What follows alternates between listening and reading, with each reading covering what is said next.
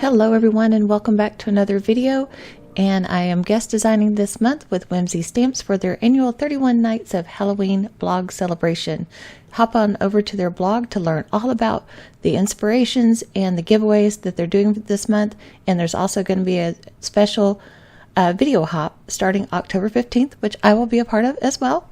So let's get into the card today, and today we're doing a Slimline card featuring the Slimline card builder die set, the Sheets Giggles stamp set, and the Hocus Pocus paper pack. So I thought this die set and these little ghosts just went so perfectly together. They fit inside those little areas, and I am going to do a whole bunch of layering and use fun products like action wobbles to give these little ghosts life. This card was super fun to make, but it was also very challenging. I've stepped away from card making for a little while we were getting the winery up and running, and so it's like my brain had to rethink about all these things that were just second nature again, and I just kept making some mistakes, but I like to leave those in there. So, everybody makes mistakes, and, there's always a way to fix them. It's like my original idea was to have the pumpkins on the whole front. And because the paper pad's only 6x6 and this is over 8 inches, I was going to break it up with sentiment strips. But then I realized when I die cut, I had the die taped to the wrong side for the first two, and so then I thought, well, I think the Harlequin, maybe it'd have been too much if I'd had the pumpkins over the whole thing, and having the Harlequin pattern on the top and the bottom, I think actually turned out to be a better idea. And like I said, we'll cover up those seams with sentiment strips, because this set is full of fun sentiment strips. It is all about the puns. And of course, the one little ghost is giving everybody the bird. But the sentiment strips on here are "Don't like Halloween?" ? Sheets Giggles. That's "Boo sheet." Eat sheet. Sheet happens. You little sheet. And really don't give 2 sheets. So lots of adult Halloween fun. So, adults, it's like I said before, it's not about the trick-or-treating anymore. It's just about the adult fun and humor. So I just used a little bit of repositionable adhesive to tape this onto the paper pad in my MISTI, and that way I could double stamp. These are new stamps, so, they take a couple of times of stamping to get a good crisp images. And for ink, I was using Simon Says Stamp Intense Black ink on all my little ghosts.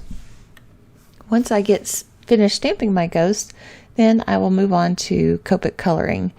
And my camera's battery kept dying on me, and so I'm going to show you just one of the coloring of the ghost.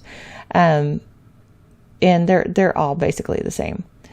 So, and I will zoom in here in just a second. I just taken my darkest color that I used here, which was C3, and going in all the little cracks of his armpits and his hands, and any places that I think would be shadows, and how I wanted around his little body.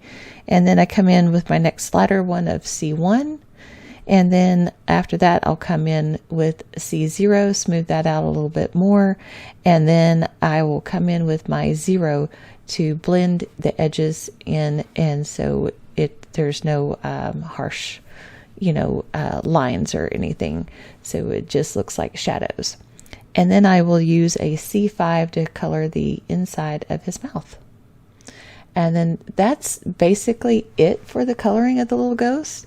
And then I just went over it with my Spectrum Noir clear sparkle overlay pen, and I went over the whole thing, eyeballs included.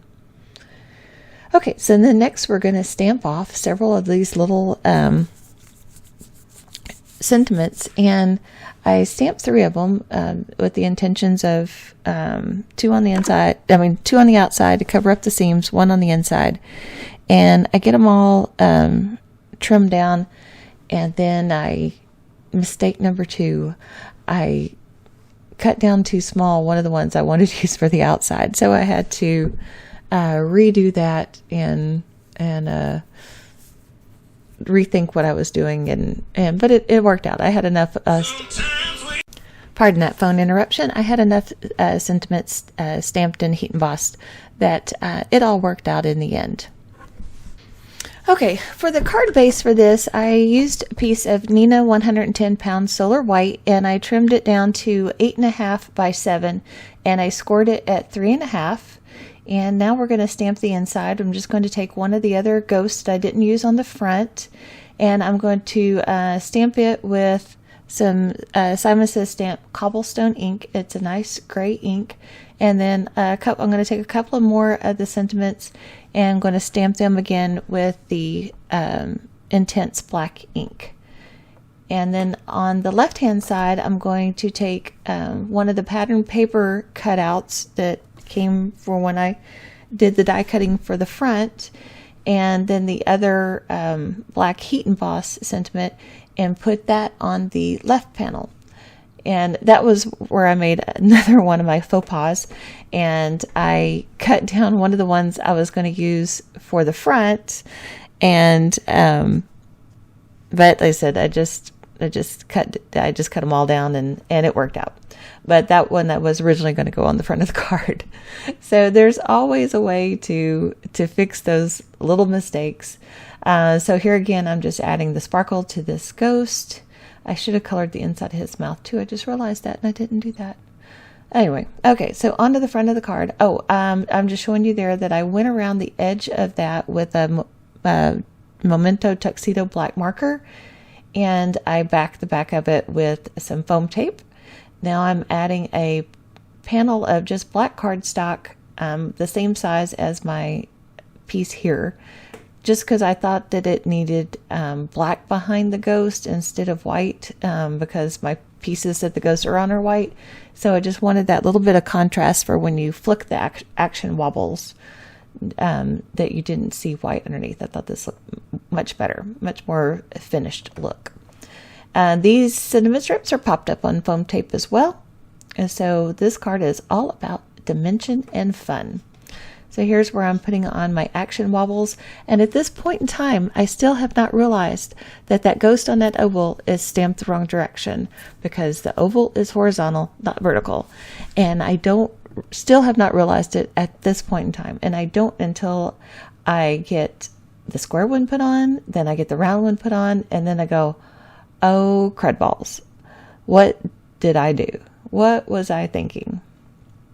So then I take them all off, and I thought, well, can I put the wrong shapes over the wrong shapes? And I'm like, no, that doesn't look good. So I ended up just restamping, and everything turned out great. It looks good, and I'm happy with the finished product. So I hope you enjoyed this video and my take on what to do with some little sheets. We'll see you soon in the next video. Thanks for watching.